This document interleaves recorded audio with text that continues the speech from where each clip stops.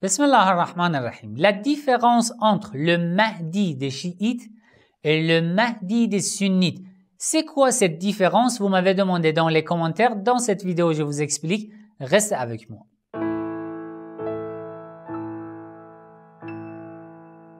Avant de commencer, si ce genre de contenu vous intéresse, n'oubliez pas de cliquer sur j'aime, de partager la vidéo avec votre entourage. Écrivez votre avis dans les commentaires. Si vous n'êtes pas abonné à ma chaîne, abonnez-vous et cliquez sur la cloche pour être informé dès que je publie une nouvelle vidéo. Bon, je veux lire le message d'une personne qui m'a envoyé dans les commentaires sur la vidéo que j'ai publiée il y a quelques jours sur l'imam Mahdi Ajjalallahu Ta'ala Farjahu Sharif. Le rôle de l'imam Mahdi Ajjalallahu Ta'ala Farjahu Sharif pendant l'occultation. Je vais mettre le lien si vous n'avez pas visionné cette vidéo. Regardez cette vidéo. Dans cette vidéo, je vous ai expliqué que il y a plusieurs sortes de rôles pour les imams alayhimus salam. Certains rôles dépendent de la présence des imams alayhimus salam. Bon, alors après la réapparition de l'imam Mahdi Ajjalallahu Ta'ala Farjahu Sharif, il va les accomplir. Mais d'autres rôles ne dépendent pas de la présence des imams alayhimus salam. Ce sont des rôles dans la création, dans l'univers. D'accord? Et je vous ai donné l'exemple de la sourate Al-Qadr. Je vous ai dit que, d'après la sourate Al-Qadr, تَنَزَّلُ الْمَلَائِكَةُ وَالرُّوحُ فِيهَا بِإِذْنِ رَبِّهِمْ مِنْ كُلِّ أَمْرٍ. La nuit du destin, les anges descendent du ciel et ils passent le message de Dieu sur terre. Et d'après les hadiths, ils envoient tout ce qu'Allah a destiné pour l'année prochaine. Et vers qui ces anges descendent-ils? Vers la preuve de Dieu.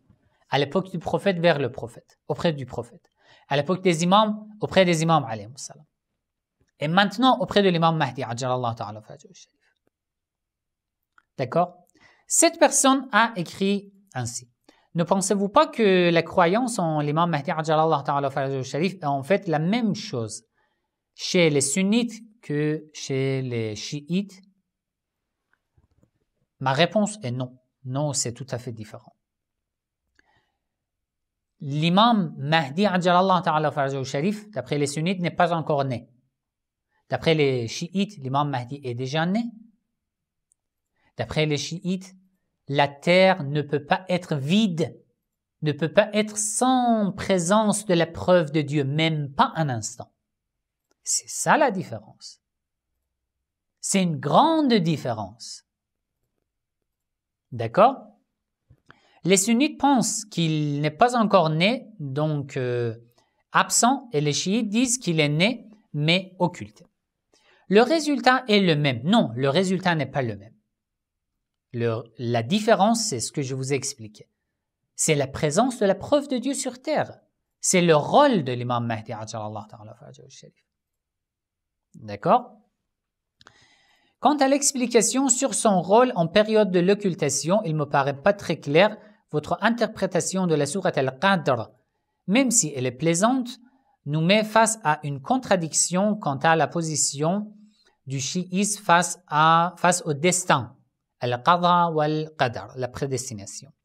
Si vous prétendez que le destin de chaque individu descend la nuit du destin à l'imam al-Mahdi Ajjalallahu Ta'ala Farjahu Sharif, cela remet en cause la notion du libre arbitre. C'est ça la question. Alors, ma réponse est toujours non. Non, cela ne met pas en cause la notion du libre arbitre du tout. Et il n'y a aucune contradiction ici. Pourquoi? Parce que, à côté de tout ce qu'on dit sur la nuit du destin, tout ce qu'Allah descend du ciel, tout ce qu'il a destiné pour l'année qui vient, nous les chiites, nous croyons à quoi? À Al-Bada'a. Al-Bada'a, c'est quoi? Inch'Allah, dans les podcasts, les leçons chiites, je vais vous expliquer. Al-Bada'a, ça veut dire que chaque cause peut changer une destination, un destin. Peut-être dans cette année, tu pries, tu fais de bonnes œuvres, et ça change totalement ce qui a été déjà dessiné. D'accord? Al-Bada, je vais Inch'Allah en parler. Et il y a deux sortes de Al-Qada, de destination, du destin. Al-Qada al-Hatm, le destin sûr et certain. Al-Qada ghayr al-Hatm, le destin qui n'est pas sûr, qui peut changer. D'accord? Donc, c'est pour ça que d'après plusieurs hadiths,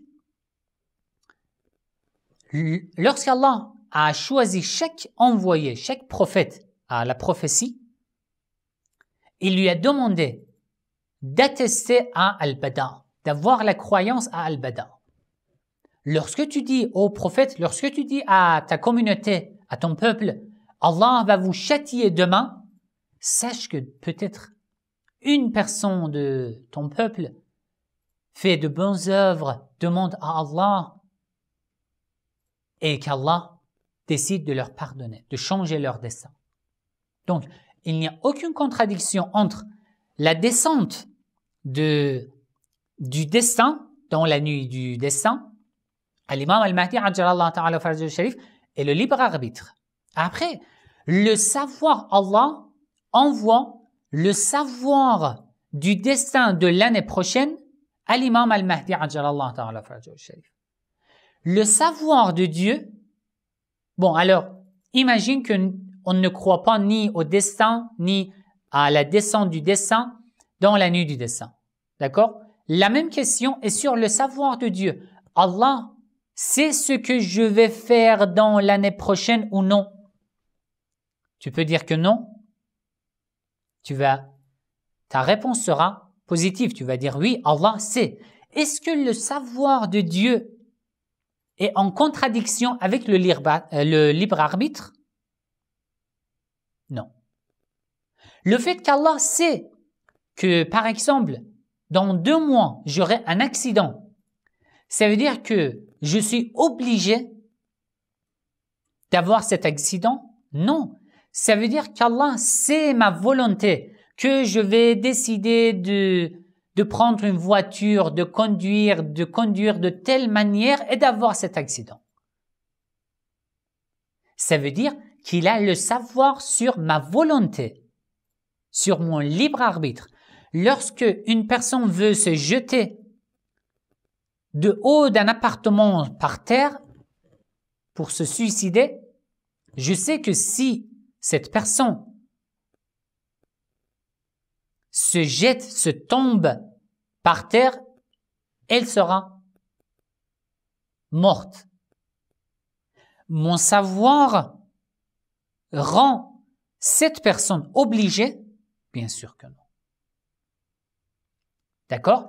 Donc, Allah a le savoir à notre volonté. Et dans la nuit du destin, il fait descendre son savoir sur ce qui a été dessiné pour nous, pour l'année prochaine, à l'imam al-Mahdi ajjalallahu ta'ala farjahu sharif.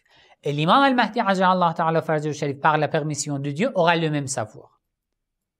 Mais dans ce destin, il y a des destins sûrs, il y a des destins incertains, et il y a al-Bada.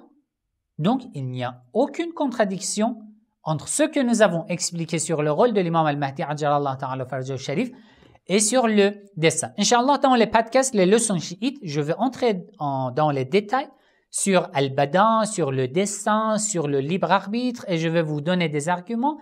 Et si ce contenu, ce que je vous ai expliqué dans cette vidéo n'est pas suffisant, vous pouvez attendre les épisodes suivants des leçons chiites, de mes podcasts. Dans ces podcasts, Inch'Allah, je vais vous expliquer tous les détails. Si vous avez encore d'autres questions sur ce sujet, vous pouvez écrire dans les commentaires. Je vais noter toutes les questions et je vais vous répondre, Inch'Allah. Wassalamu alaikum wa rahmatullahi wa barakatuh.